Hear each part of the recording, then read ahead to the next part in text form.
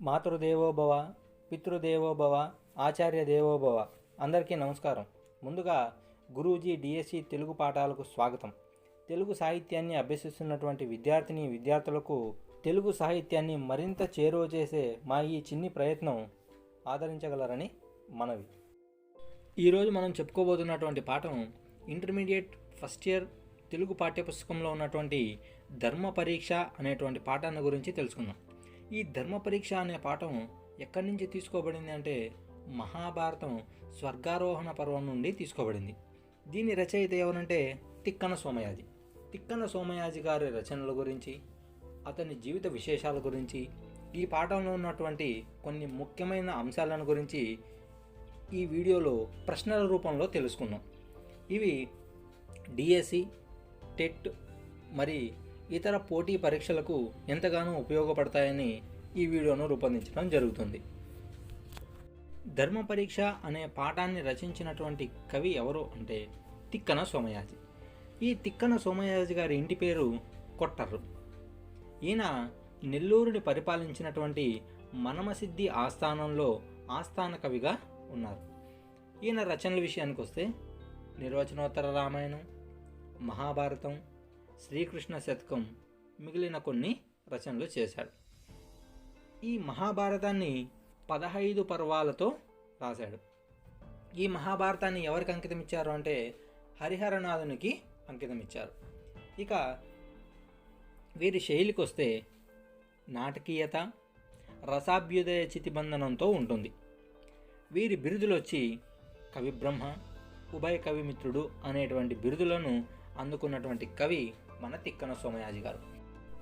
ఆంధ్రావళి మోదం పొందేలా మహాభారతాన్ని రచిస్తాను అని రచించిన కవి ఎవరు? దీనికి సమాధానం తిక్కన సోమయాజి గారు. తిక్కనకు అంకితమివ్వబడినటువంటి కావ్యం ఏది అంటే దశకుమార చరిత్ర. తిక్కన వంశం వివరాలను, కవిత్వ విశేషాలను, వ్యక్తిత్వ గుణాలను తెలియజేసినటువంటి కవి ఎవరు అంటే కేతన. తిక్కన ఏ ప్రబంధాన్ని రాశారు అని సాహిత్యకారులు చెబుతారు అంటే సమాధానం విజయసేనం. తిక్కన రాసినటువంటి చందో గ్రంథం ఏది? దీనికి సమాధానం కవివాగ్బంధనము. తిక్కన రచించినటువంటి శతకం ఏది? దీనికి సమాధానం శ్రీకృష్ణ శతకం. అల్పాక్షరాలతో అనల్పార్థ రచన చేసినటువంటి కవి, నాటకీయత అనునవి ఎవరి కవితా లక్షణాలుగా మన చరిత్రకారులు పేర్కొన్నారు అంటే తిక్కన సోమయాజి కవితా లక్షణాలుగా పేర్కొన్నారు. ధర్మరాజు దేనిని రాజధానిగా చేసుకొని పరిపాలించాడు అంటే దీనికి సమాధానం హస్తినాపురం. ధర్మరాజు తన తర్వాత ఎవరికి పట్టాభిషేకం చేశాడు? దీనికి సమాధానం పరీక్షిత్తు మహారాజుకు. పాండవులు ఉత్తమ గతిని పొందడానికి అత్యుత్తమ సాధనంగా దేన్ని భావించారు? సమాధానం మహాప్రస్థానం. మహాప్రస్థానానికి బయలుదేరినటువంటి వారు ఎందరు? సమాధానం 7 మంది. పాండవులతో పాటు మహాప్రస్థానానికి బయలుదేరినది ఏది? సమాధానం సారమేయము అను కుక్క. మహాప్రస్థానంలో మొదట తన శరీరాన్ని విడిచిపెట్టినది ఎవరు? దీనికి సమాధానం ద్రౌపది. ద్రౌపది తర్వాత శరీరాన్ని విడిచిపెట్టినటువంటి మరొక వ్యక్తి ఎవరు? దీనికి సమాధానం సహదేవుడు. మహాప్రస్థానంలో సహదేవుని తరువాత తనువును చాలించినది ఎవరు? దీనికి సమాధానం నకులుడు. మహాప్రస్థానంలో సహదేవుని తరువాత నకులుడు, నకులుడి తరువాత శరీరాన్ని చాలించినటువంటి మరొక వ్యక్తి ఎవరు? దీనికి సమాధానం అర్జునుడు. మహాప్రస్థానంలో అర్జునుని తరువాత తనువును చాలించినది ఎవరు? దీనికి సమాధానం భీముడు. స్వర్గానికి సశరీరంగా వెళ్ళినటువంటి ఏకైక వ్యక్తి ఎవరు? సమాధానం ధర్మరాజు. సవీరును కొడుకు ఎవరు? సమాధానం భీముడు. ద్రౌపది శరీరాన్ని విడిచిపెట్టుటకు ధర్మరాజు చెప్పినటువంటి కారణం ఏది? దీనికి సమాధానం అర్జునుని పట్ల పక్షపాత బుద్ధి. సహదేవుడు తనువును చాలించడానికి ధర్మరాజు చెప్పినటువంటి కారణం ఏది?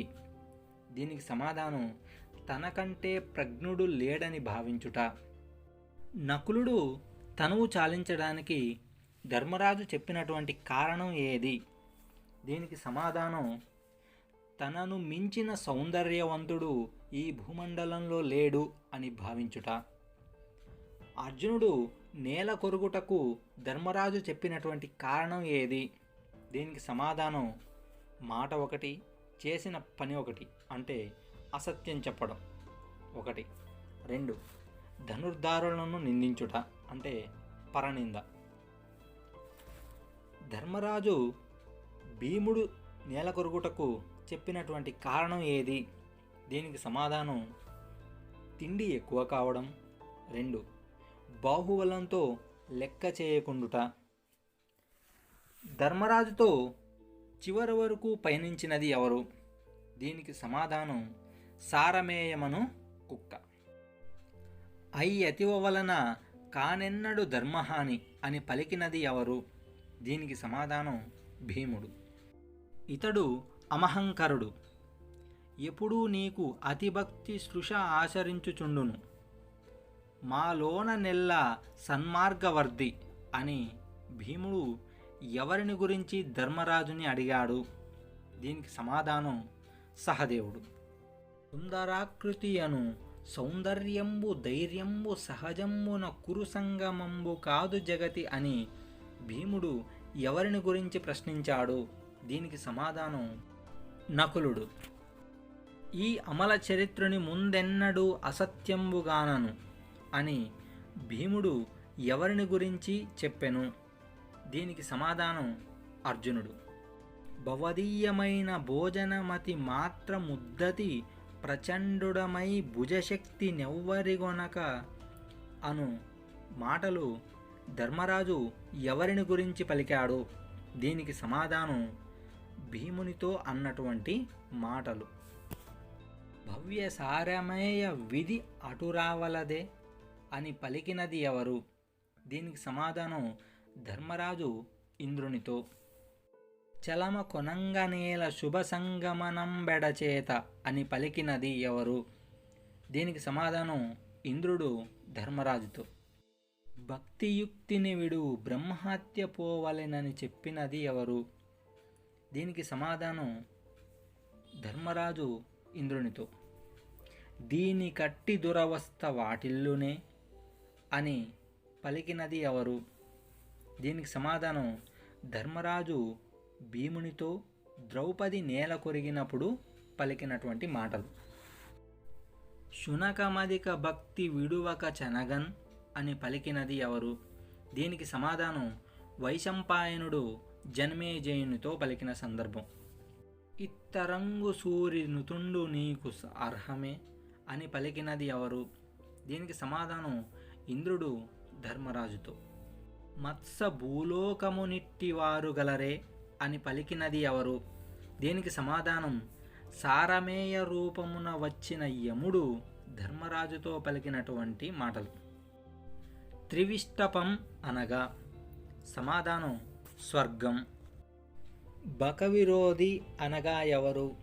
దీనికి సమాధానం భీముడు. ధర్మ పరీక్షను దేని నుండి గ్రహించారు?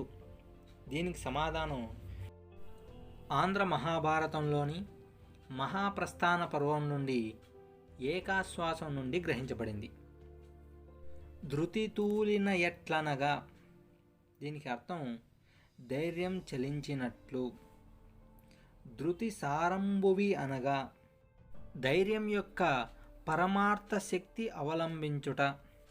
అవహము అనగా సమాధానం యుద్ధరంగం.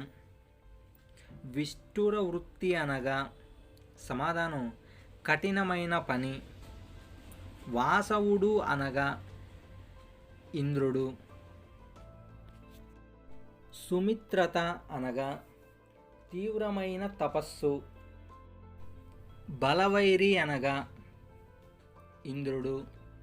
పాండవుల పతన కారణమైన లోపాలను ఎవరిలోనా ఉండరాదు అనే ఉద్దేశంతో ప్రవేశపెట్టినటువంటి పాఠం ఏది? ధర్మ పరీక్ష. సారమేయ రూపంలో ఉన్నది ఎవరు? సమాధానం యమధర్మరాజు. మహాభారతం దేనితో మొదలై దేనితో ముగిసిందంటారు? సమాధానం కుక్కతో మొదలై కుక్కతో ముగిసిందంటారు. ఇవి ధర్మ పరీక్ష అనే పాఠంలో ఉన్నటువంటి కవి గురించి, వారి రచనల గురించి, వారికి ఉన్నటువంటి పురస్కారాల గురించి, వారు అంకితం తీసుకున్నటువంటి గ్రంథాల గురించి, ఈ పాఠంలో ఉన్నటువంటి ముఖ్యమైనటువంటి అంశాలను ప్రశ్నల రూపంలో మీ ముందుంచడం జరిగింది. ఈ వీడియో మీకు ఎంతో ఉపయోగకరంగాను మీకు ఎంతో బాగా నచ్చింది అని అనుకుంటున్నాను. ఒకవేళ మీకు నచ్చినట్లయితే మా ఛానల్ను లైక్ చేయండి, షేర్ చేయండి, సబ్స్క్రైబ్ చేయండి. దాంతోపాటు ఈ వీడియోపై గల మీ అభిప్రాయాన్ని కామెంట్ రూపంలో తెలియజేయగలరని మనవి. ఇటువంటి మరిన్ని విషయాల కోసం చూస్తూనే ఉండండి గురూజీ డిఎస్సి తెలుగు పాఠాలు. సెలవు. జై హింద్.